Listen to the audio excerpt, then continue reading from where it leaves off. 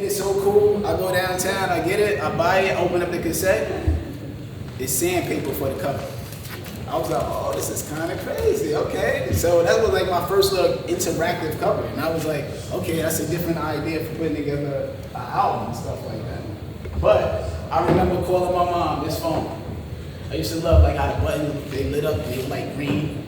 You shake your head back then. Remember that? That phone? When your family got one, you was like, the new phone. So I would call, phone ring, they'd be like, hello? I said, can I speak to someone? And then they'd be like, they'll call us on the phone, and she'll go, yes, what do you want?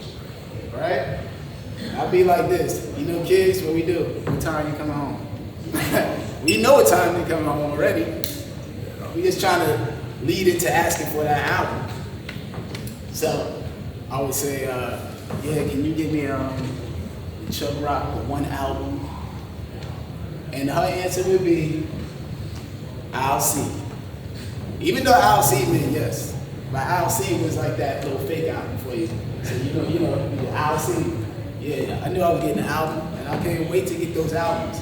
And then you know what? The next album come out, call the job again.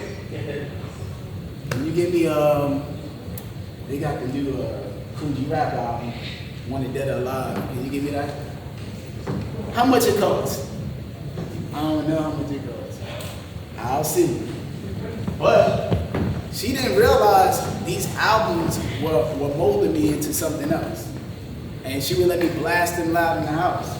And it's similar to what I see now, even with my own kids when we're driving around. My daughters are the best DJs. They're in the car with me. They got the playlist, and they consider me too. They'll have, they'll throw in their J. Cole, throw in whatever they want. They might throw in a little Uzi and stuff like that. And then just out of respect, they be like, boom, throwing a Nas song for me. I'm like, okay.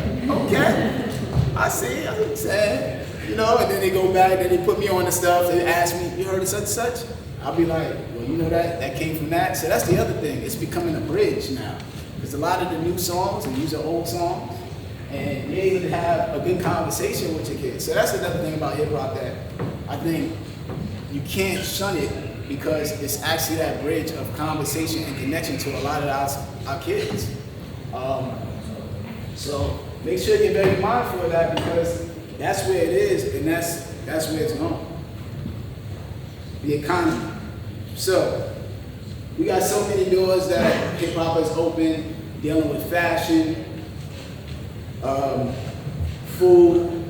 Looking at this right here, look at that. You got Bun B, you got the Trill Burger, you got the Clips up there, Bible and Louis Vuitton. I gotta put Giannis in there, See him over there coming through. And then, if you had placed this game right here, Def Jam fight for New York and all that, that game is still serious if you want to play a fighting game. But it was cool to see that you could put hip-hop artists into these fighting games, because we had Street Fighter, we had Virtual Fighter, we had everything that, all these fighting things and all these games, but they were like, okay, hip-hop, we finally were able to get into video games. You had Redman up there, Ludacris, Ghostface. It has all these different artists up there. They need to make a new version. They really do need a new version. So it shows that we also are involved in other forms and other formats that we control the economy. For the most part, if we stop buying something, they take notice, right? So if we all stop buying a certain shirt, they'll say why. They'll start investigating. When you're buying that shirt, they really don't care. They just want you to keep buying it. They're not coming down to ask anybody in the community no questions. They don't care about what's going on. And once you stop buying it, and we band together about stop buying something, that's when they really get concerned about it. Movies.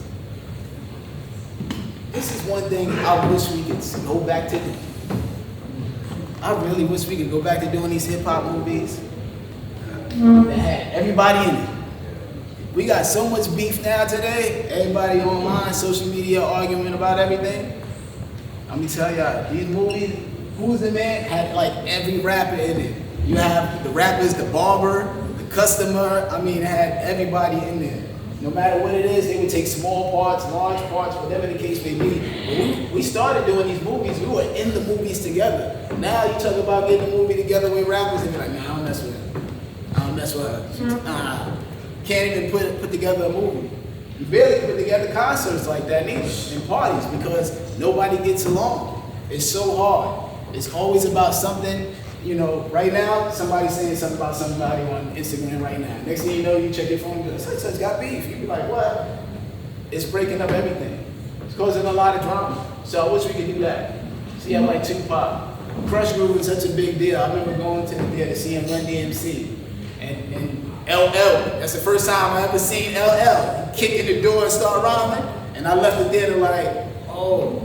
So right there was that cross-marketing genius that was going on. Right there. When LL kicked the door, now the next time LL came out, you bought the album. And that's that first time I've ever seen like that real cross-marketing of the artist being in the movie, and then now we go, who's that artist? They set him up. Living Single, Queen Latifah had Flavor magazine. And you got Martin, of course, the lingo, the way he started a whole new vernacular, the way he spoke. Now you got TV shows, Video Music Box. Some of y'all a little younger, probably the 106 in Park was your thing. Your MTV Raps, we had that. Used to love your MTV Raps. And then Wildin' Out, and then I had a TV show on MTV, the Lyricist Lounge show. So hip hop, it's everywhere. You can't avoid it. TV, film, music, rap, whatever it is, it's gonna be somewhere that impacted. So it's become big on the global scale.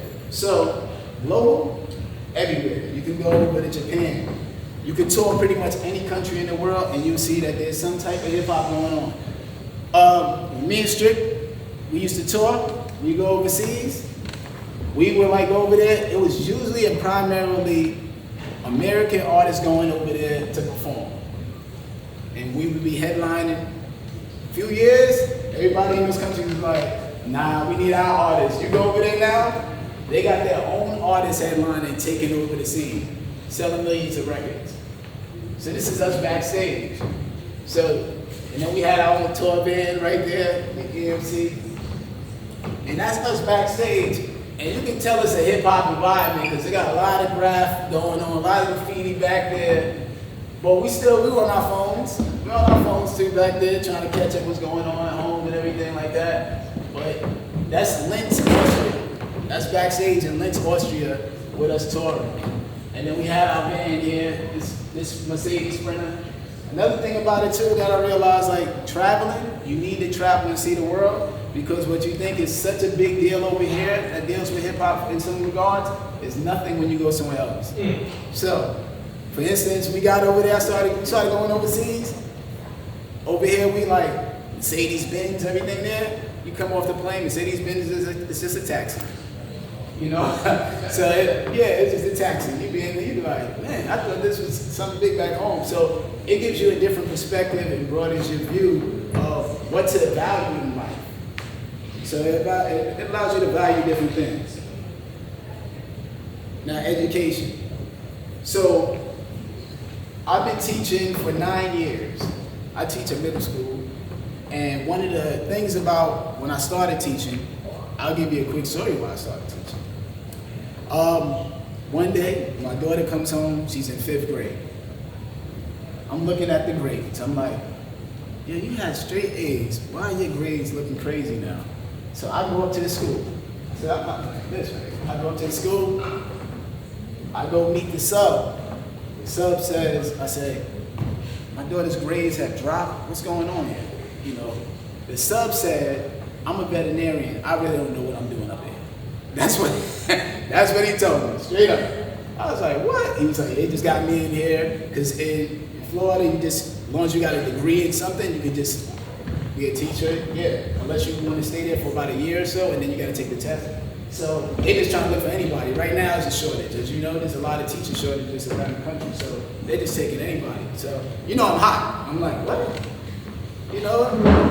And then, and also he was giving candy, like Starburst she would come home with. I was like, nah, that didn't seem right. Like, you got bad grades, you get Starburst, that ain't enough. So I go downstairs, I said, can I speak to the principal? They said she's in a meeting, and I just said like this. I waited. I didn't care if it was 1 hour, 2 hours, 3 hours, 4 hours.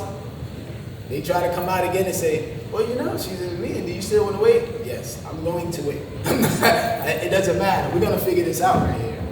So, long story short, I just told the principal, what I'm going to do is become my daughter's sub. And I'm going to be the sub because y'all can't find subs. So I went down to the district, I filled out the paperwork to become a sub. Lo and behold, I dropped the paperwork. Remember it like yesterday. As soon as I'm walking away, the lady came out from the back behind and she says, what you doing? That's what she said. I dropped no sub in. She's like, no, no, no. She said, you ain't gonna be no sub up in here. These young black men need you. That's what she said to me. She said, you need to be a full-time teacher. And that question and answer my answer came in a matter of like 2 seconds. I was like, all right, that's what it is. I've never been asked a realer question in my life. Because if I would have just walked out of there, then I would basically be partially to blame for those young kids. That's how I felt. So that was the realest question she asked. She was a white lady too, caring about my culture. She's like, nah, they need you up in here, these kids. I was like, all right, that is what it is. And since then, I haven't been overseas, touring, anything like that. Changed my whole life around to help out with the kids, and help out with the youth.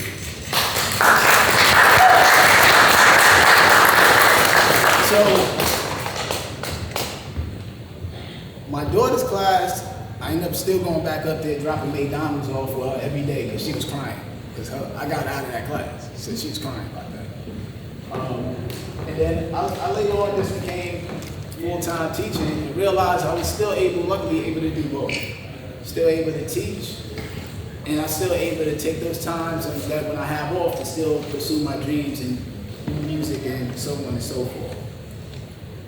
This is my classroom. So I taught reading for 2 years, and my school won a grant, and they said, we know what you do. Here's the money to design your classroom.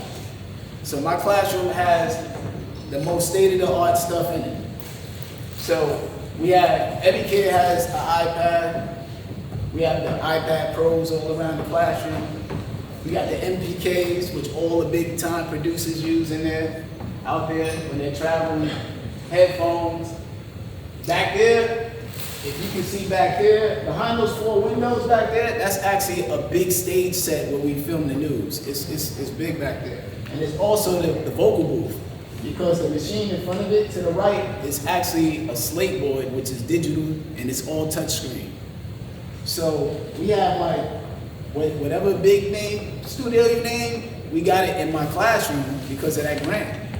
So I taught reading for 2 years, and it was like, here, design it. So they had no plan, nothing. So I designed the entire thing from the ground up, and then I also control the curriculum of it as well.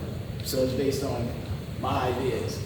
And then you can see over here, albums. I make sure I got different albums, different genres, because the main thing is making a room that's reflective of y'all.